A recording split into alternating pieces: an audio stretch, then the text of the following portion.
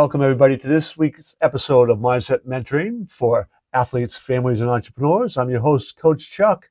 And this week, we'll be talking with Dr. Dolores Fazzino and her holistic approach to mental health.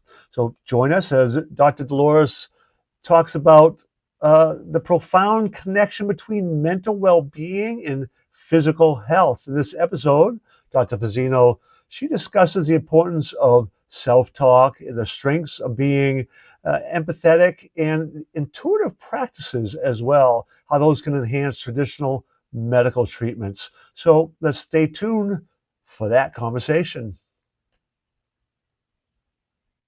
According to the CDC in 2023, over 10 million teenagers reported experiencing persistent feelings of sadness and hopelessness. 10 million. And it's not just teenagers. Over 51 million adults struggle with mental health challenges every single year. Parents, this isn't just statistics. It's our children. It's us. And it's a wake-up call. But here's the thing. Knowledge and awareness is a first step to change. Yet the most important knowledge, the kind that can truly transform lives, is rarely taught. It's not about memorizing facts or getting perfect grades. It's about learning how to train your mindset. At the Unstoppable Mindset Masterclass, we'll teach you and your family how to take control, how to overcome limiting beliefs, tackle financial stress, and rise above the challenges that hold you back. You'll gain tools to build unshakable confidence, foster resilience and grit to handle life's toughest moments, and turn habits into rituals that drive lasting change. Imagine the relief of watching your teenager face life with hope instead of hopelessness. Imagine equipping them and yourself with the mindset to not just survive, but thrive. Visit unstoppablemindsetmasterclass.com and register to take the first step towards your transformation. Welcome back. And in this episode, I am honored to have Dr. Dolores Fazzino, a nurse practitioner and spiritual medical intuitive with over 45 years experience in the healthcare industry, to join us. Dr. Fazzino combines traditional medicine with energy healing to offer a unique healing and health experience inspired by personal life events and driven by her intuitive abilities. She has dedicated her career to helping individuals heal holistically. Dolores is also an accomplished author, speaker, and the host of her Dr. Dolores Show, where she continues to inspire and educate on the integration of physical and spiritual well-being. So let's welcome Dr. Dolores Fazzino to the show. Welcome. It's an honor to have you. Well, thank you, Coach Chuck. I'm going to call you Coach Chuck. Perfect. Yes. I guess, that's appropriate. And thank you so much for having me. I totally appreciate the invitation to share some wisdom and knowledge with your audience as well. Well, thank you. And I always ask my guests to kind of just start off really kind of at the beginning, give a little bit background, maybe even, like from high school years, a little bit about that journey where you came from to where you are. And in your case, this whole healing arts and this holistic health and how kind of the big picture, we'll get into some of the details of it afterwards, but just kind of a broad pen stroke, if you would, of who you are, where you've kind of come from. Oh my goodness. Well, I think everybody has a story of, where they've come from, because we are so, our journey is a great indication as to what we've been through and to be able to witness that and move through that. For me, I was, born many decades ago. I'm in my mid-60s now. And I was born an empath, intuitive, and highly sensitive person before we even knew what that was. And I was born into a household where I had parents who were definitely traditional, and they worried about what other people thought, and they were really molded by their external environment, what was going on in the world. And for my mother, when there was challenges that she was moving through, her MO was ignore it, it'll go away. So when you have an empath, intuitive, and highly sensitive person and you're told to ignore your feelings, it'll go away. What was happening to me was just the opposite. When I would ignore it, it would grow bigger, and I would share that with her. So for me, I knew early on that it was not going to be feasible for me to be my true self, my true authentic self, because I was being pretty much pigeonholed into what my parents thought I should be. So, I mean, and that's an interesting thing to realize on the other side of that. But what I'm going to share with you next probably will have a lot of impact.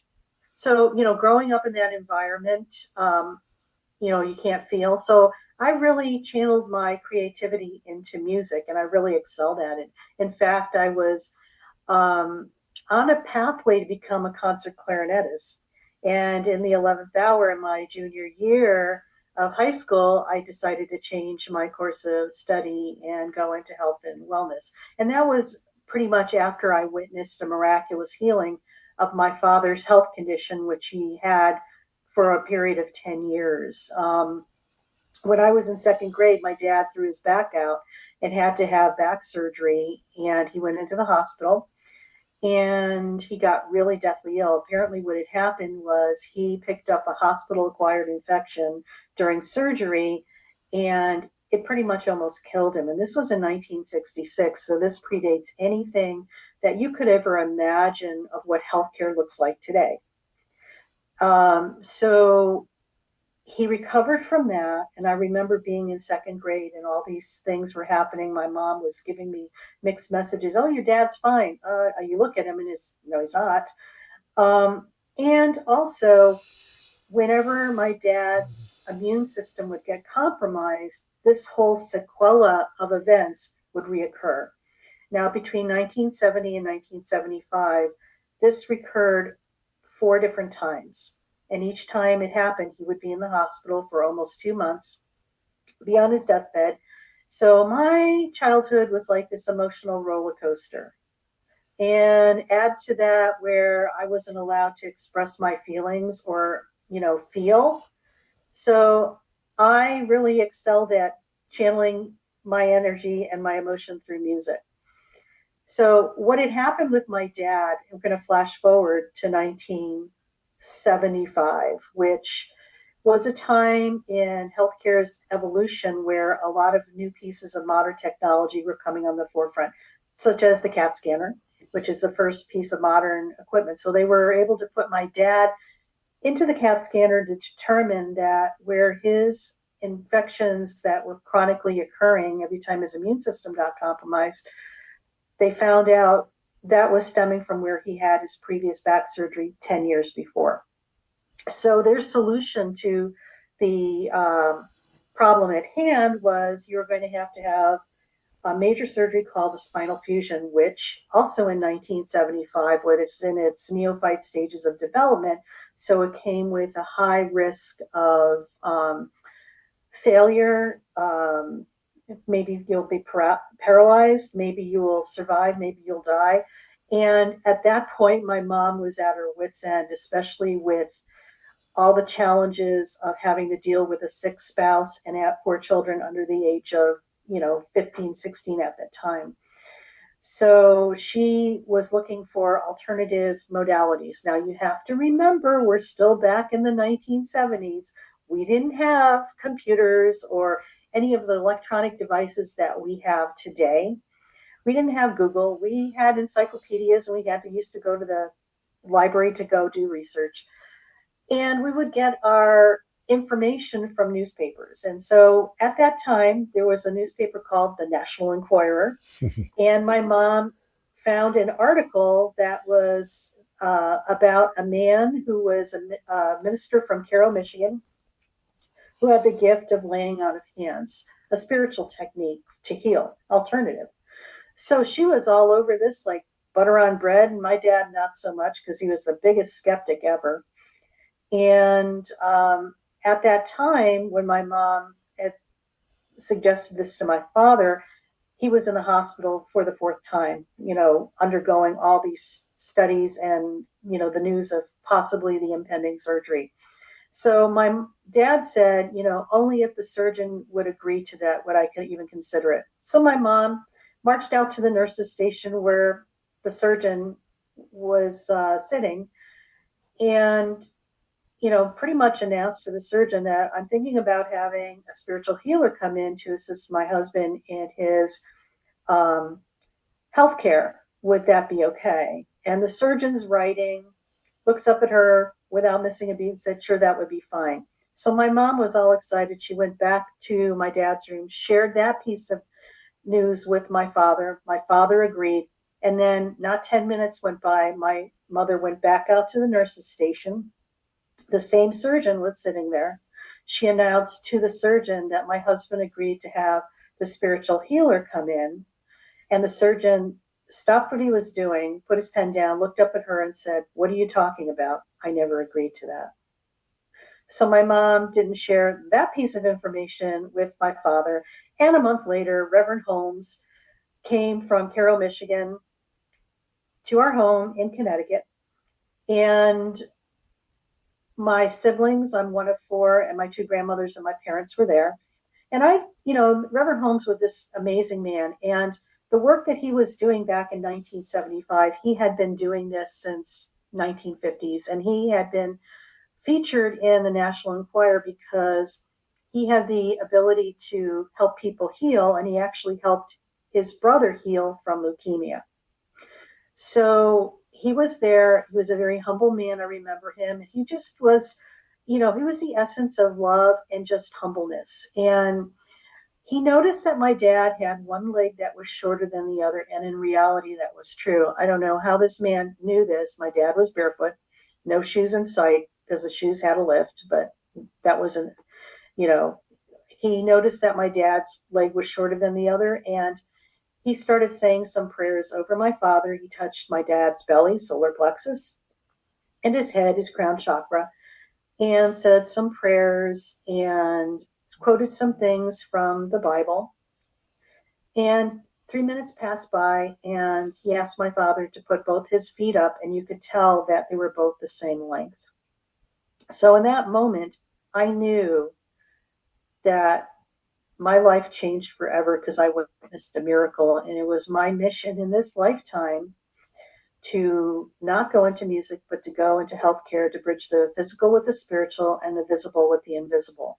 Now, my father, who was the biggest skeptic, needed to have some physical demonstration that he was actually being healed.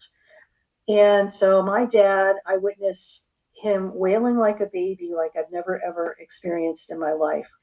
More prayers were said over my father for the next half hour, and then he was instructed to go rest.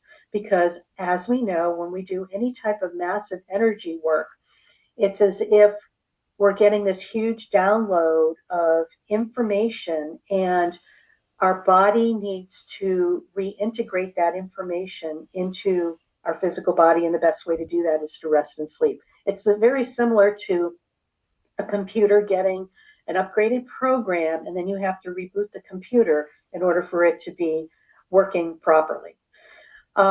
So my dad slept for over 24 hours. And then a month later, he went back to the hospital to have a repeat CAT scan. They found no evidence of the infection that had been, raising havoc in his life for the last 10 years. He never had to have that surgery. He never had to revisit that problem in his life. And he passed away at the age of 80, 12 years ago. So that's been my journey. And you figure this has been almost 50 years ago. So what I was starting to get interested in was considered wacko quacko back in 1975 because people just didn't believe in that stuff. And it was considered, witchcraft or whatever. But I'm glad to see now, flash forward like almost 50 years, that it's more embraced. And I believe that in the 1990s was a turning point for that. So with that being said, that's my story and I'm sticking to it. Well, thank you for sharing the story.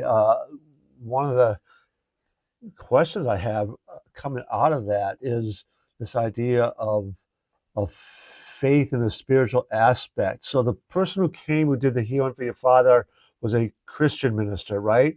Was He was actually an Episcopalian minister. okay. So Yeah. did did you grow up in a religious family? You know, Yeah. it's interesting that you bring that up. I was raised Catholic. I found early on in my life that there was something off with the whole Catholic Church for me. It was like it. I just, I being an empath and intuitive and highly sensitive person since I was incarnated in this lifetime. I just felt like something was off because I was having like deja vu experiences that this is not what it was supposed to be about. And so, I went through, I didn't go to Catholic school or anything, but I was raised Catholic. But I'm not a practicing Catholic today. I'm what I call a recovering Catholic because there was too many things that were incongruent with what I was feeling as a youngster. And I feel as if the modern day practice of religion kind of really let me down in a lot of aspects. So I consider myself more of spiritual. And I just want to, clarify this. Being religious and being spiritual are two completely different concepts. Being spiritual is having an inner religion or inner connection to your higher self, your God spark, or whatever that is. Whereas being religious is an external relationship with a group that practices, some type of rote um, worship. So they're two different things. Being religious is an external um, connection, whereas being spiritual is an internal connection within yourself. I, I think.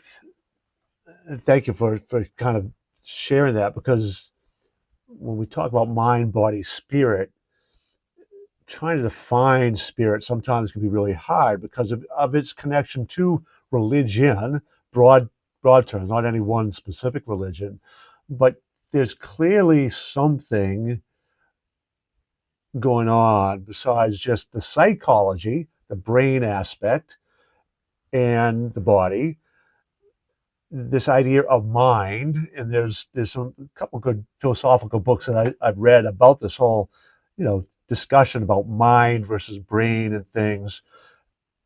And that's where I think the interplay of miracles happen. And there are a lot of people they don't believe in miracles. They would, there'd be somehow there's got to be some practical scientific explanation for what happened to your dad. But there's again, I read a 2 volume book, a scholarly book. It was a hard read because it was talking all about the philosophy and then the actual like studies of miracles that have happened that like can't be explained by any terms of science whatsoever. Sounds like something like your father experienced. So I for one have always believed in miracles, but a lot of people. Um, well, I shouldn't say a lot of people. I do tend to think a lot of people in Western societies believe in the idea of miracles. They might doubt whether it would ever happen to them or something like that. That's Um, probably well put, Chuck, because a lot of times, just like my dad's state too, it's just like he was a skeptic. So I think a lot of people are skeptical to the fact that unless they actually have their own experience, it's like lip service to them. yeah, uh, yeah, absolutely. And I, we can go on a little tangentially too, because I'm kind of curious about how that might have impacted your dad. But back to this idea of the healing thing, because you're talking the 1970s, right? So you kind of indicated like, oh, we don't talk about energy healing and things like this. And now if you think about acupuncture, even acupuncture was, oh, geez, is that really science? Is that really based? But that's dealing with energy when you talk about Ayurvedic medicine and different kind of Eastern medicines, we in the West were I don't know, and I think in part because we still had a hard time wrapping our minds around or separating or not separating. We separate the spiritual from the physical, and we couldn't quite understand how to bring them together. So your background, you growing up this time, you're experiencing this, but you kind of have to go the traditional route, right, for Right. education, medical. So talk Right. to us a little bit about how long it took or how you began to try to bring these different understandings of healing together. Oh my God. So, I've like, backing up, I've been intuitive and sensitive, since day one. So, that doesn't go away. Everywhere you go, here you are, right? So, going through nursing school and my first jobs in the early 1980s, I graduated from Widener University in Chester, Pennsylvania in 1981. And I spent some time in Philadelphia after I graduated, and um, on the floors, and it was just like I would know things before they would happen, and that would like freak a lot of people out. And it was just like, well, how did you know that? I was just like, I just know, because it's like when you're able to be very fluent in energy, it's like timelines, and you could feel things because energy. We are definitely feeling entities. It's just we've been dummied down to ignore that, to not trust it, to give your power away to something outside of yourself that has to be, black and white, and this is the way it is, and so on and so forth. So it's about being in that area of gray where like all these things were happening, and it's just like I couldn't tell you why, but I just would know things. And it got even more profound when I started going into the intensive care unit and working there, because I would be able to, you're working with people, patients one on one, and it's like you would be able to know what's kind of, for me, just stepping into the energy of that person. It's like I would see how things were going to unfold in my 8 hours that I was going to be there, and I would tell the doctors, I said, you know what, you might want to look at X, Y, and Z and ABC, because I think this is going to happen. And if we don't address that, and sure enough, I would tell them, they would ignore it, and it would happen. So when that was happening quite a bit, and they were like, when you say something, we have to listen. I was like, okay. And she's over there, how do you know these things? I said, I don't know. I just know stuff. And that would be it. I mean, I had no explanation for it, but I could not turn that off. So, it was like the start. And me being the curious type, I was always into like all these invisible things that were way popular today than they were back then. But like exploring, spirituality, exploring, different religions, the acupuncture thing you had mentioned, it's kind of interesting. It's been around for thousands of years Yeah. and it still works. So obviously it's there for a reason. Same thing with Ayurvedic stuff. And I'm just laughing because I just got an order of Ayurvedic meds from my Ayurvedic doctor that just got delivered today. So I'm all excited to start those. But that's been around for 20,000 years.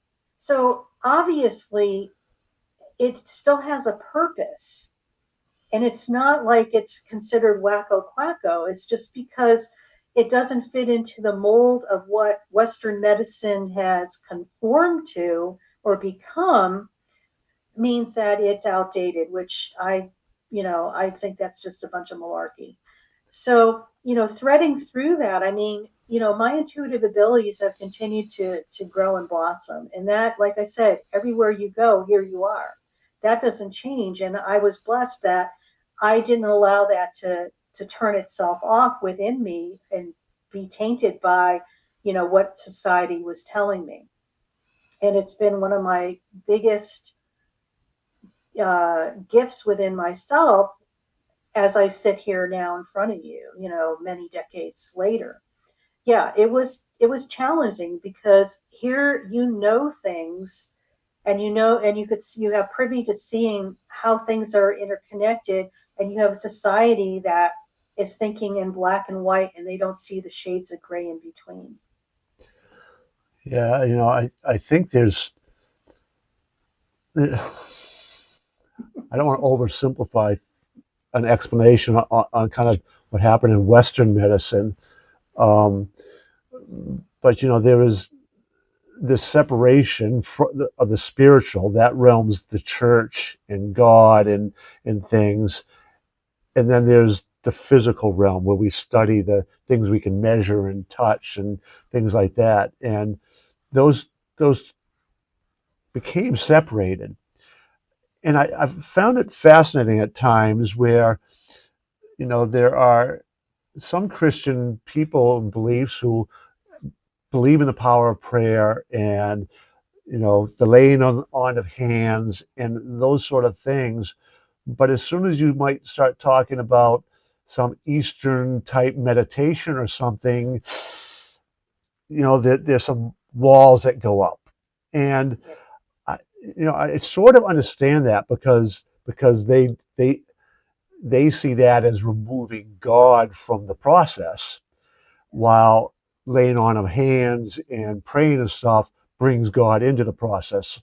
So I think I can understand where they're coming from, but the, I think the point I'm trying to make and try to get your feedback on this is is that idea of the spiritual, and and that spiritual component of healing is something that is really powerful, and it can be uh, I don't necessarily want to say it can bridge all religions, I guess is what I'm trying to say. If Christians and Jewish people and Muslims who, monotheistic and believe in that God bring that into it, that's still in the spiritual realm.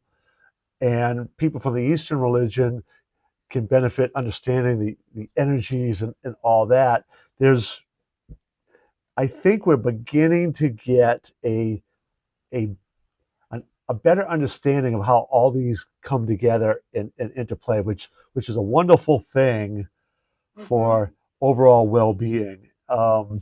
Absolutely, Chuck. And I just want to, continue on with what you're saying too. I personally think that spirituality is the glue that kind of holds the body, mind, and the soul together. But I also feel the spirituality is the commonality between all the different religions. They might not see it that way, but that's how I see it. It's like the bridge that gets them into the spiritual aspect. I remember saying to my sister, and I grew up in a um, liberal Christian family, and I had turned away from religion high school. Like as soon as I got confirmed in the church, basically my mom said, the Adios. decision's yours, and I'm like, I'm done Yeah. with this. But I came back to it, and the conversation I had with my sister, it was like, at the Tower of Babel, they said that God separated the languages, he spread everybody out. I said, what I think happened was in that spreading of people out, this understanding of health and healing and little bits of knowledge went with them. So the Eastern people took some of their knowledge, the Northern, South, whatever, those kind of philosophical, each had a little piece of the whole, and we're now trying to bring them back again to get a clearer picture. I just recently, uh, I love that. I think that's spot on. Yeah. yeah, I don't know. That kind of came to me at one point in my seeking and trying to understand. But we're also learning more. I just became a certified uh, mental wellness coach by Marietta College, and in the in that process, there's a lot of talk about what we're learning about the microbiome, and what's going on in the gut brain and the heart brain and the connection and how all that interplays and how our emotions can impact the biome and the biome can affect our emotions. And there is so much to overall well-being and mental health that I think finally we're beginning to try to Yeah, understand and bring it and I together. and I totally agree with you. And I want to address what you were saying about the heart brain and the gut brain. We also have the brain, the heart brain, and the gut brain. There's like three brains, and they need to learn how to play nicely together in the sandbox. Because what happens sometimes is our brain thinks we're in charge. But I have news for you. I feel it's the heart brain that really is in charge. Okay. And let me elaborate on that a little bit more. When you are in your head, okay, your brain, you are in do mode. You are constantly in motion, trying to make something happen, trying to figure it out. Rarely, you are never in present time. You're either in the past or living in the future. Okay. Now, that's the brain. When you're in the heart brain, you are in be mode. Okay. Being. You are fully present. You're in your body. Okay. When you're in your body, you get to experience your emotions. You have to be, in your body to experience and have, experience your emotions. The problem is that when we tap into our emotions, we go, whoop, go into the brain, and we're trying to figure it out and try to control it and trying to react to the emotion instead of just having the experience by being fully present with it. Okay. So that being said, what happens then is that if we are embracing our emotions, the rest, our gut brain is responding to that and coming to neutrality. Now, when you flip and go into your head and try to play whack-a-mole at the fair, you are changing the whole process of what the natural flow is. You're trying to override the gut and control the gut. So when that happens, now if you're able to, okay, see the brain, the heart, and the gut, imagine an infinity sign where the loop is the head and the intersection of the two loops is the heart, and then the gut goes down into the other loop. As we know, infinity signs are always in motion. That's the nature of that. What happens when we spend too much time in our head? We stop that flow and that balance, okay, of that equilibrium and that, constantly in motion type of flow of an infinity sign. When we start messing around with that, and I'm going to address this part because I know that we talk about mindset a lot, especially with you, Chuck, is that what we say to ourselves in the quiet of our mind programs this whole thing. So we could either have great results or not so good results. What we say in the quiet of our mind is kind of scary sometimes because we're not the kindest people to ourselves. Mm-hmm. We are always judging and criticizing ourselves. Well, I could have done better. I'm not good enough. I'm not pretty enough. I'm too fat. These are things you say to yourself. And guess what? That affects your overall health and well being within yourself. But guess what it also does?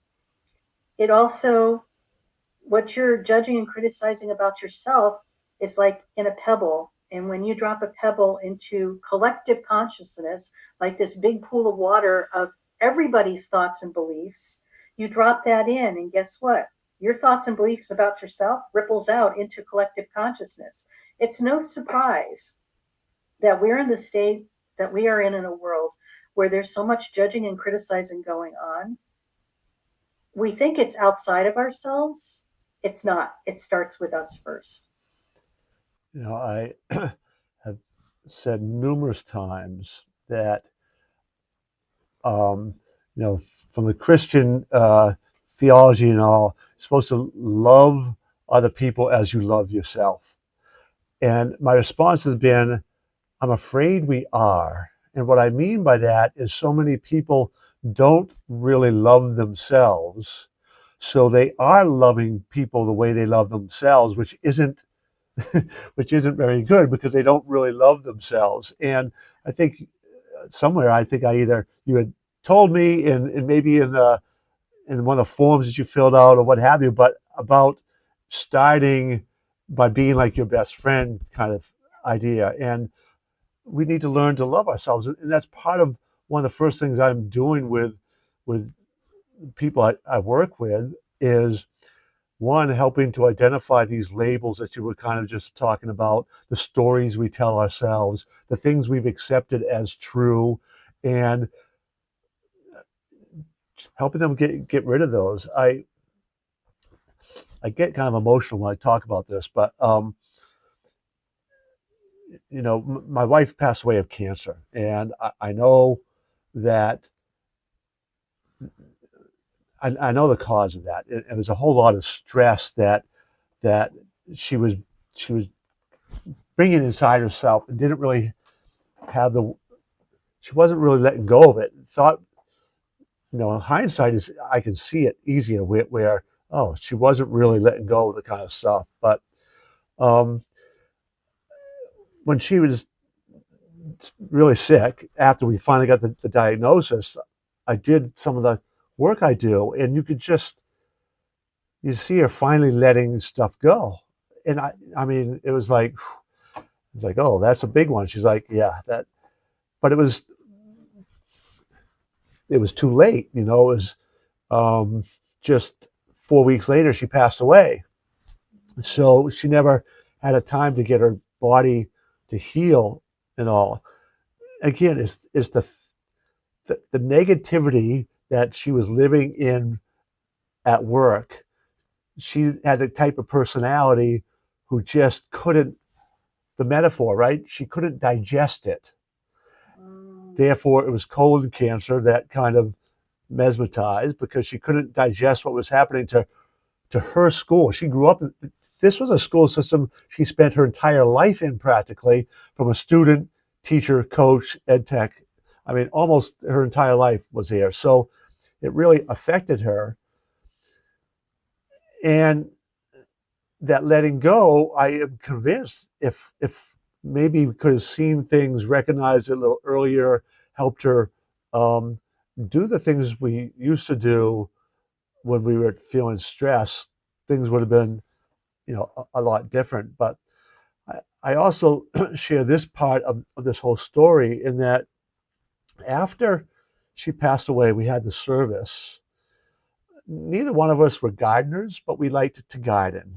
And we never took care of them, but we would plant some plants and then it was like, it got overgrown because we just didn't pay attention to it. Well, we knew we were going to have a lot of people come by after the service to our house to just be with us and celebrate her life and all that. And there's this one section of our backyard that we had always wanted to have as a nice garden, and we had just let it go. And I'm like, man, I'm going to fix that garden. And I don't know diddly squat about plants or gardening, but my sister does.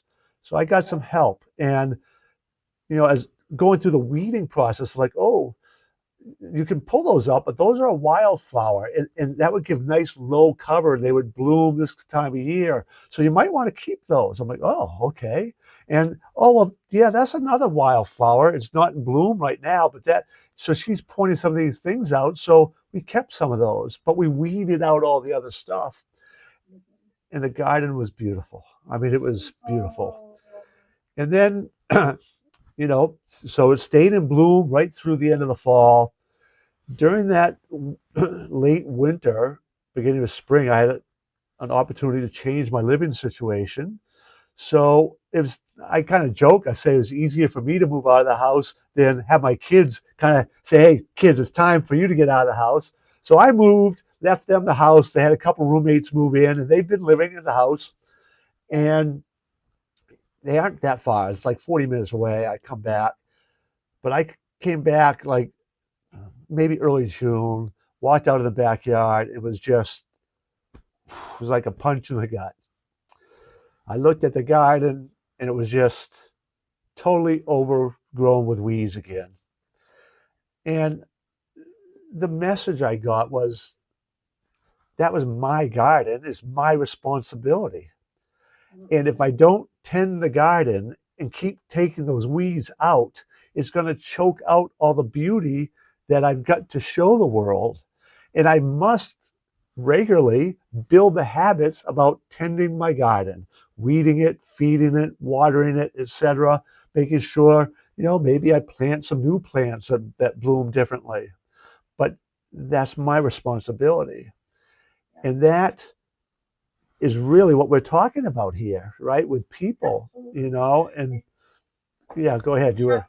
Chuck, thank you so much for being so vulnerable and sharing about your life. And that is actually very spot on too, because we plant these gardens and sometimes we forget to tend them. We forget to water them. We forget to weed them. And sometimes you wonder why your life's a hot mess.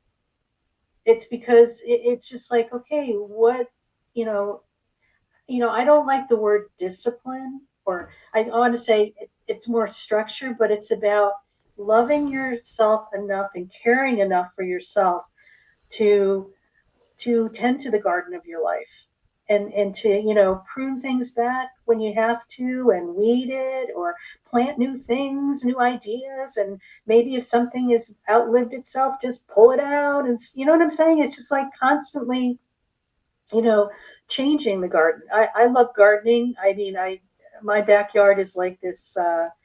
We call, a lot of people call it like the magical kingdom back there, because it's a whole plethora of wild animals coming and going. And I live in a small little, suburbia type of thing, but it's magical back there because you could feel the love, and the things that you planted there, and the ideas, and just the whole feel of it. So yeah, the garden thing is a great analogy.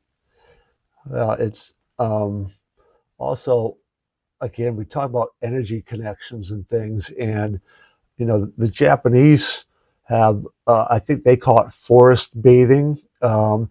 We, my brother-in-law got certified in a version of it here, but it's showing people how to really get connected with nature again, right? Be it out in the forest or in gardens. And there have been studies show that you just bring plants into an office and it changes the whole dynamic. So there's something about it that's a lot deeper than just maybe the smell of the plant, the aromatherapy aspect. There's something a lot deeper. And I think it probably speaks to a little bit what you talk about when we talk about energy levels. And um, it's when I was in education, we talked a lot about systems, right? And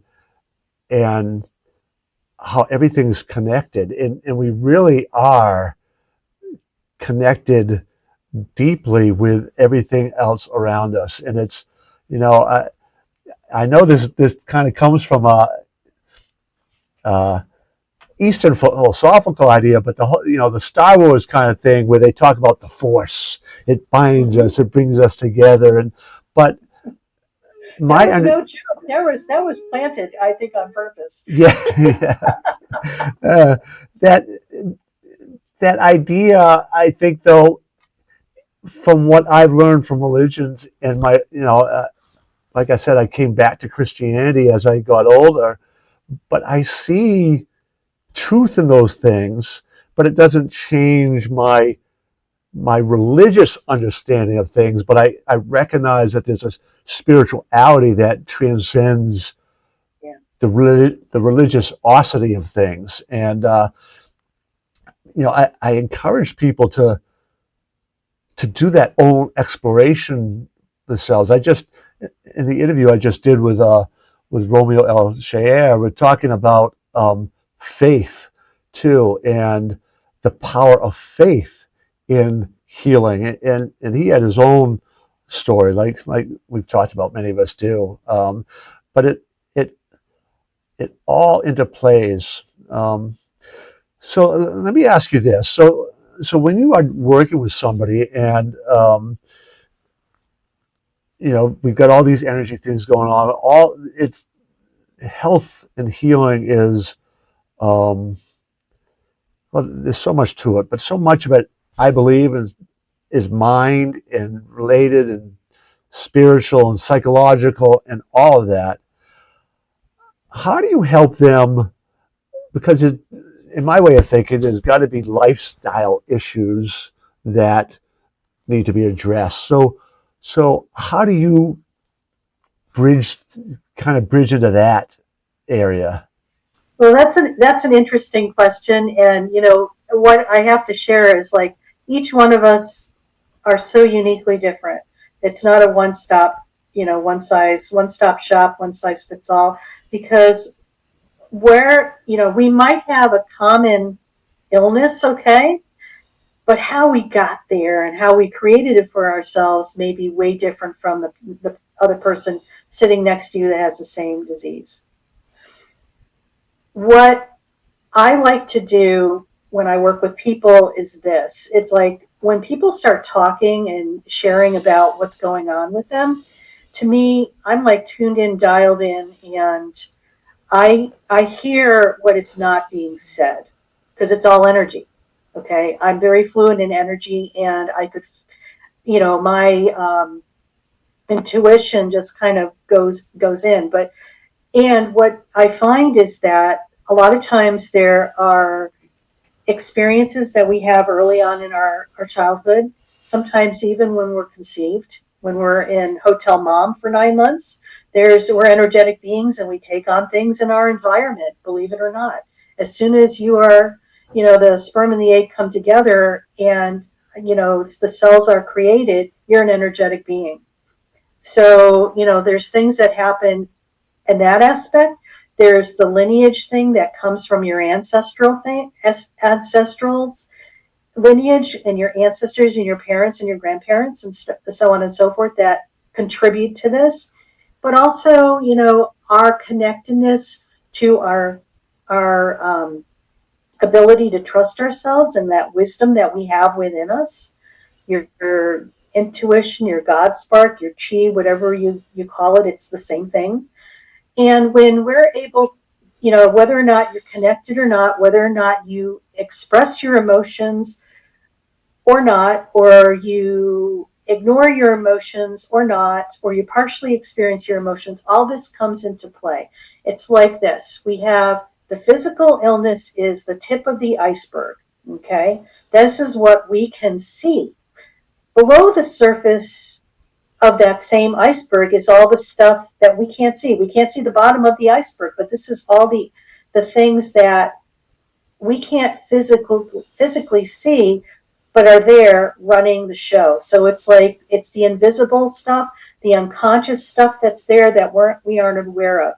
And sometimes for people who have like health challenges, that's an extreme example of that, where everything has been going crazy and then it flips into the physical thing. And I'm just going to share a recent story because this has happened to me in my personal life this last month. My brother, who's a year younger than me, he lives in Connecticut. He was out shoveling snow and wasn't feeling good when he came in the house, and by the grace of God, his wife happened to be up. He collapsed and had to be rushed to the emergency room where, and he is on the other side of having open heart surgery about a week ago. But it's really interesting because knowing my brother and who he is and how he dealt with the same issues that we had in our family, him and I are completely different. He internalizes things or he just gets quiet. He doesn't talk about emotions. He stuffs his emotions. But also I know he's had some very challenging things in his life that when I see cardiac patients, usually there's an energetic wall here. And the energy of the wall on the heart is because they put up blockages because of past hurts, grievances, or maybe they haven't even grieved losses. And what happens is that over a lifetime of not feeling your emotions and doing that behavior, in addition to probably not taking care of themselves and feeding and nourishing their body with really good things, but eating a lot of junk and processed foods, all contributes to that. And then just what you believe about yourself all contributes to that. So my brother's going through his healing process now, but with cardiac patients in general, what I know is this: a lot of them go through a major depression after they have bypass surgery. And people often wonder why. And, the medical world thinks it has a lot to do with, oh, you put them on the bypass machine and, and the anesthesia.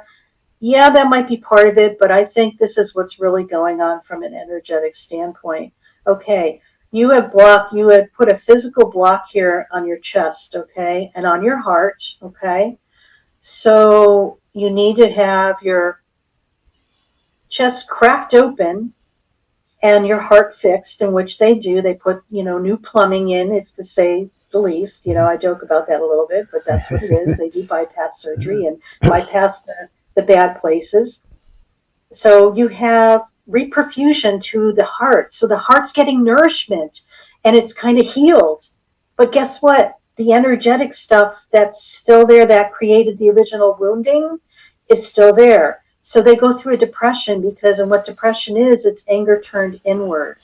So it's like they're kind of going through their life and having remorse and just, beating themselves up and all this other stuff. And this is a normal process that happens. But I feel this is what is going on. Now you have new nourishment. That heart is open physically, but you got all the energetic stuff that you still need to deal with in order to become complete and whole and healed and aligned within yourself. Yeah. What you talk about lines so much with what I try to do when I'm helping people. And again, I'm not necessarily trying to help them heal physically, although sometimes that's a byproduct. I'm trying to shift their mindset, but in shifting their mindset, it has those physiological aspects to it. But to your point about this energy and all is I'm trying to all those that when you talked about the iceberg before, I'm trying to uncover that underneath stuff and helping them learn what they needed to learn from it so they can let go of that negative energy. And you can't let go of the negative energy until you learn the life lesson you were supposed to learn from it. So that's kind of what that process is, but it then impacts the body. And it can't not really. Yeah, because we're all interconnected. It's all interconnected. Yeah. It's not in separate boxes. And I just have to laugh because, I feel from reflecting back on my experience with, being Western medicine trained, everything's in little boxes. And I laugh because, you have the circulatory system, okay? You have the nervous system, you have the endocrine system. And I'm thinking to myself, well, what are they, in separate boxes on a shelf and you pull one down? And I mean, I was like, it's like they're all interconnected. So it's like they all need to work together and talk together. But yet how Western medicine has dissected it out so much that they put these things in separate components. Yeah. And they really, don't work that way. It's like they're all, meshed together, interconnected, like they have no idea. And, I feel that, I myself am a visionary, so I see a lot of things that are, down the line in the pipeline, of things to come. And I have to chuckle because it's just like they have no idea how it all goes together. It's like it's kind of entertaining in one aspect, but at least they're aiming to get to that, to look at the bigger picture, because I know spirituality has really come into play in Western medicine, because when I was working on my doctorate at Case Western University in Cleveland, back in 2006 to 2008, spirituality was on the forefront. And we integrated that a lot into, especially my dissertation project and stuff like that. So it's been, almost 20 years that it's been coming into the truth. And I think as we progress further down the line, you're going to see more and more of that. Absolutely. And I think what they're discovering about the mind, the heart mind, and the gut mind, and all that is reinforcing the things that we were just talking about the interconnectedness. And I think modern science and medicine are finally able to, in their own world, kind of document it in some ways, which their compartmentalized mindset needed to be able to do. Uh, and I think all that is is really good going forward. We're finally beginning to get. Uh, I don't like to say a clearer picture because the human is such a complex structure, but I think we're really beginning to kind of get get some of the basics together that can really help. We are kind of nearing the end of our time, so I want to kind of give you a chance to, again, I talk a lot about teen mental health only because I mean, I've always been connected to teenagers. I like working with the younger people, but it's is a growing crisis.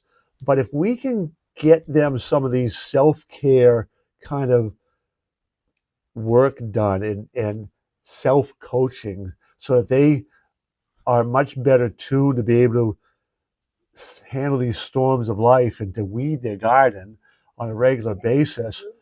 Absolutely. What a difference. So, would there be some strategies or anything that you would suggest to parents on things that you would say, oh, if you can teach your teenager how to do these things and build these habits, that would be fantastic. Is there anything like that that you can think of? Oh my Or God. Yeah, what's coming to mind, Chuck, is this. I feel that as adults, we need to lead by example for our kids. Okay. And so I'm speaking to the parents as well as, you do it for yourself too. So you could be a solid role model for your kid. Have some compassion for yourself. I think what we're lacking in our world today is compassion. Okay. We judge and criticize, and the opposite, I wouldn't say the opposite of judging and criticizing, is having some compassion, because you know what, we're doing the best we can, and it's not about beating ourselves up or beating other people up. So lead by example and have compassion for yourself, and teach your kids to have compassion for yourselves and or for themselves as well. And I feel the easiest way to have compassion for yourself is like when you are in the quiet of your mind and you start going down the rabbit hole of beating yourself up. Awareness is key. If you're aware that you're doing it, stop it without judging or criticizing. Take a deep breath and just focus on the vibration of the word self compassion. And the reason why I say vibration is that, remember, everything is energy. Words have energy and frequency as well. Some words vibrate higher than others. Okay.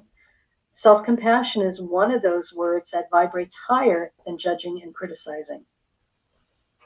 So when you're able to focus on a higher vibrating word and just use that as a mantra, just say self-compassion to yourself and just repeat it over and over.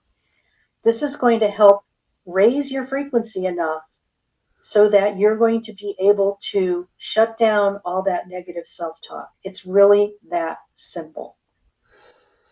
yeah, thank you for that. That's one of the habits that I try to tell people about. It comes from NLP. Is anchoring, but it's this idea of filling your stuff with good stuff. So for me, one of the things I suggest a lot, mantras are really powerful, but music too. Music is incredibly powerful. So finding good, upbeat, joyful music, calming music, depending on maybe the time of day or the mood, but having some playlists for different moments. Music and aromatherapy, smell is incredibly Mhm. powerful anchor as well. So yeah, fill yourself with good thoughts often, right? All the time, every Absolutely. day, every day. Absolutely. And you know what? Trust me, I practice every day too, because stuff comes up, just because, you've been around the block, a couple of decades doesn't mean it doesn't still happen. It does. The key is that the awareness part. When you're aware that this is happening, this is where your power is. This is where you can make a different choice. Yes, you could go into react and go down the rabbit hole. That's a choice. Or you could try something different Yeah. and become a witness to what's going on instead of, and respond instead of reacting. Well, thank you very much. Is there a website or email or something that you would want to share with people if they want to kind of learn more about what you're doing? Thanks, Chuck. Yes, they could go to my website. It's called drdoloresfazzino.com. And I also there's all these little links there that you could go to my podcast and TV and radio show on Inspired Choices Network. And it's called The Dr. Dolores Show. And one thing I really want to share with people is this, and this has been like my pet project for the last year. I started a community called I'm Awake Now What?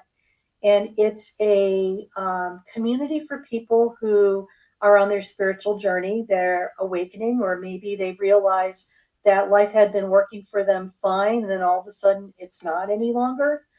And they're starting to really question themselves and realizing, my favorite thing is to say, is this all I get?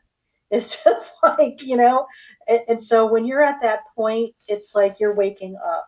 So when many of us have gone through this before, there were no resources out there. So I put together a community that offers tools, healing, resources, community, and also a weekly Zoom call that we talk about different topics for a brief period of time that people are going through or what's up for people. So, and that's available on my website. It's called I'm Awake Now What. So I invite you to check that out. And you could contact me through my website as well, too. Awesome. Well, thank you. And I will, when we do the description stuff, we'll put the link to that in that.